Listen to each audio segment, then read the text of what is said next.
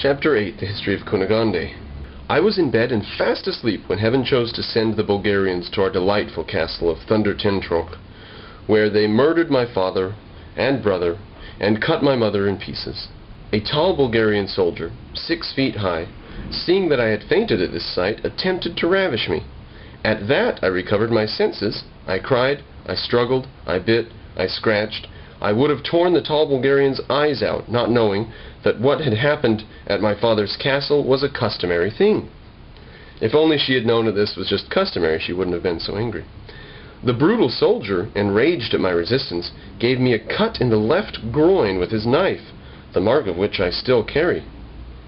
"I long to see it," said Candide, with all imaginable simplicity. "You shall," said Cunegonde, "but let me proceed." "Please do," replied Candide.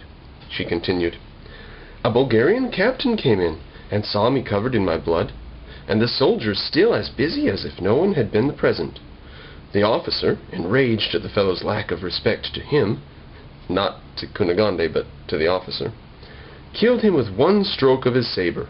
This captain took care of me, and had me cured, and carried me as a prisoner of war to his quarters.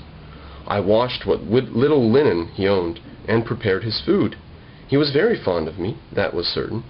Neither can I deny that he was handsome, and had a white, soft skin, but he was very stupid, and knew nothing of philosophy.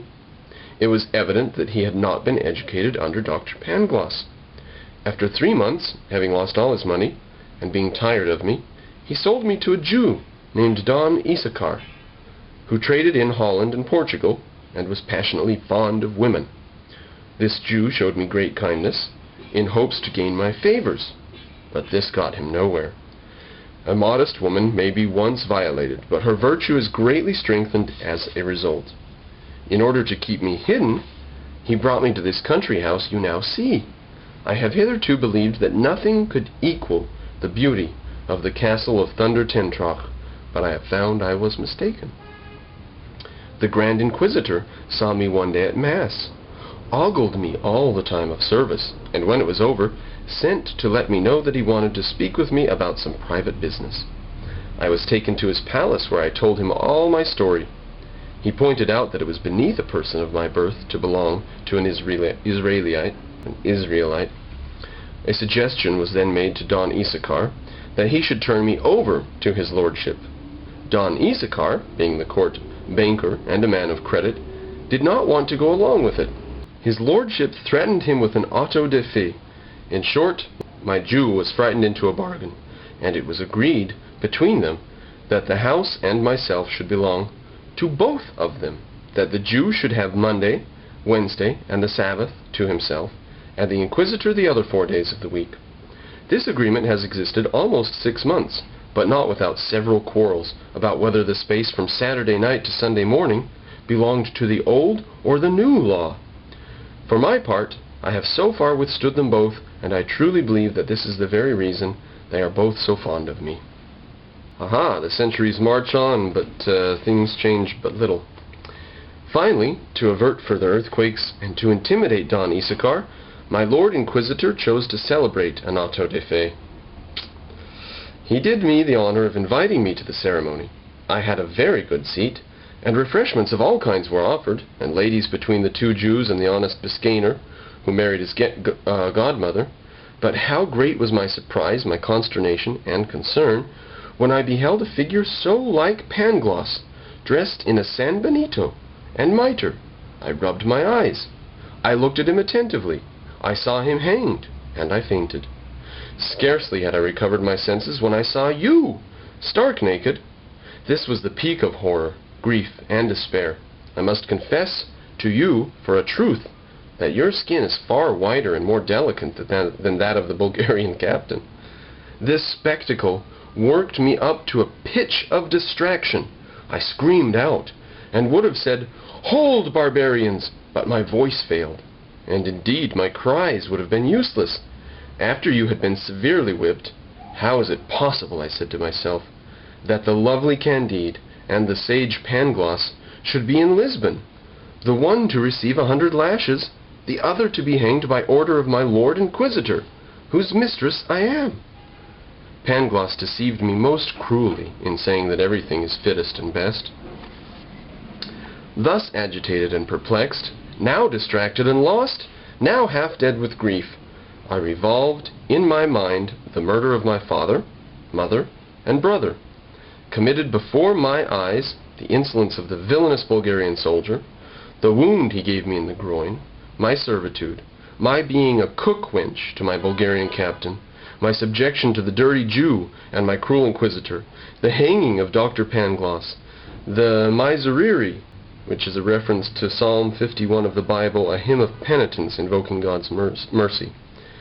The miserere sung while you were being whipped, and particularly the kiss that I gave you behind the screen the last day I ever saw you.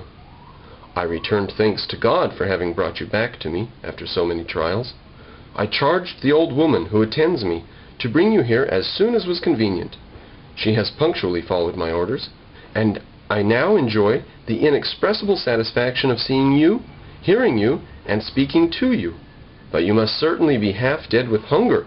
I myself am very hungry, and so let us sit down to supper. And upon this the two lovers immediately placed themselves at table, and after having eaten, they returned to the magnificent sofa already mentioned, where they were when Signor Don Issachar, one of the masters of the house, entered unexpectedly. It was the Sabbath day, and he came to enjoy his privilege, and sigh forth his passion at the feet of the fair Cunegonde. Now, Chapter 9. What happened to Cunegonde, Candide, the Grand Inquisitor, and the Jew. This same Issachar was the most choleric little Hebrew that had ever been in Israel since the captivity of Babylon, because that Jerusalem was captured by Nebuchadnezzar, king of Babylon, in 597 BC. "What's this?" said he, "you Galilean wretch? The Inquisitor was not enough for you, but this rascal must come in for a share with me." In uttering these words, he drew out a long sword which he always carried about with him, and, supposing his adversary defenseless, he attacked him furiously. But our honest Westphalian had received a handsome sword from the old woman, with his suit of clothes. Candide drew his sword, and though he was the most gentle, sweet-tempered young man breathing, he whipped it into the Israelite, and laid him sprawling on the floor at the fair Cunegonde's feet. "Holy Virgin!" cried she, "what will become of us? A man killed in my apartment? If the police come, we are done for." "Had not Pangloss been hanged?" replied Candide. "He would have given us most excellent advice in this emergency, for he was a profound philosopher. But since he is not here, let us consult the old woman." She was very understanding, and was beginning to give her advice, when another door opened suddenly. It was now 1 o'clock in the morning, and, of course, the beginning of Sunday, which, by agreement, belonged to my Lord Inquisitor. Entering, he discovered the whipped Candide, with his drawn sword in his hand, a dead body stretched on the floor, Cunegonde frightened out of her wits, and the old woman giving advice. At that very moment thought came into Candide's head. "If this holy man," thought he, "should call for assistance, I shall most undoubtedly be condemned to be burned, and Miss Cunegonde may perhaps meet with no better treatment. Besides, he was the cause of my being so cruelly whipped. He is my rival, and as I have now begun to dip my hands in blood, I will kill away, for there is no time to hesitate." This whole train of reasoning was clear and instantaneous, so that without giving time to the Inquisitor to recover from his surprise, Candide stabbed him and laid him by the side of the Jew. "Here's another fine piece of work!" cried Cunegonde. "But there can be no hope for us. We'll be excommunicated. Our last hour has come. But how could you, who are of so mild a temper, kill a Jew and Inquisitor in 2 minutes' time?" "Beautiful miss," answered Candide, "when a man is in love, is jealous, and has been whipped by the Inquisition, he is no longer himself." The old woman then put in her word. "There were 3 Andalusian horses in the stable," said she, "with their bridles and saddles. Let the brave Candide get them ready. Madam has a parcel of gold coins and jewels.